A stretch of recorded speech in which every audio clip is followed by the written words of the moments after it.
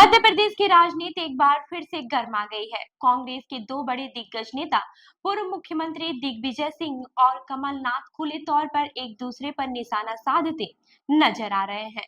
ताजा विवाद की वजह बनी है ज्योतिरादित्य सिंधिया और उनकी विश लिस्ट, जिसे लेकर दोनों नेताओं ने एक दूसरे को जिम्मेदार ठहराया है। एक इंटरव्यू में दिग्विजय सिंह ने बड़ा खुलासा किया। उन्होंने कहा कि 2020 में सिंधिया ने कांग्रेस इसलिए छोड़ी क्योंकि उनकी विश लिस्ट पर कमलनाथ ने ध्यान नहीं दिया। दिग्विजय के अनुसार कमलनाथ, सिंधिया और उन्होंने एक उद्योगपति के घर पर डिनर के दौरान ग्वालियर चंबल क्षेत्र से जुड़े अहम मुद्दों पर चर्चा की थी। इस मुलाकात में एक ज्वाइंट विश लिस्ट तैयार की गई, लेकिन कमलनाथ ने उस पर अमल नहीं किया। दिग्विजय ने यहाँ तक कहा कि उसी समय उन्होंने चेतावनी दे दी थी कि इस टकराव से सरकार गिर जाएगी।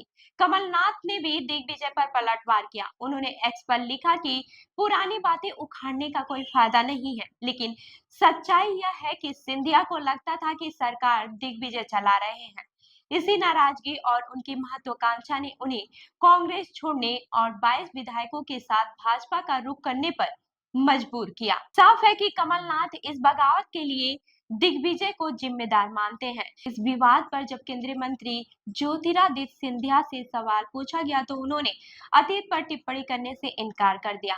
उनकी यह खामोशी कई सवाल खड़े कर रही है कि क्या वह पुराने घाव नहीं कुरेदना चाहते हैं या फिर कोई और वजह है। दिलचस्प बात यह है कि दिग्विजय और सिंधिया का रिश्ता पुराना है। दिग्विजय ने ही सिंधिया के पिता माधवराव सिंधिया को कांग्रेस से जोड़ा था।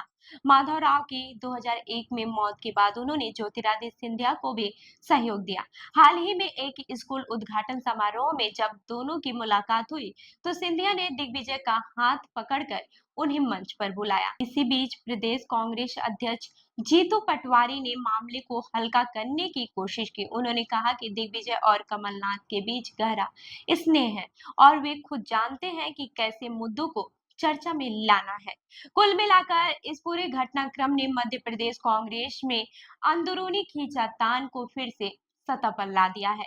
आने वाले चुनावी मौसम में इसका असर पार्टी की सियासत पर जरूर पड़ सकता है।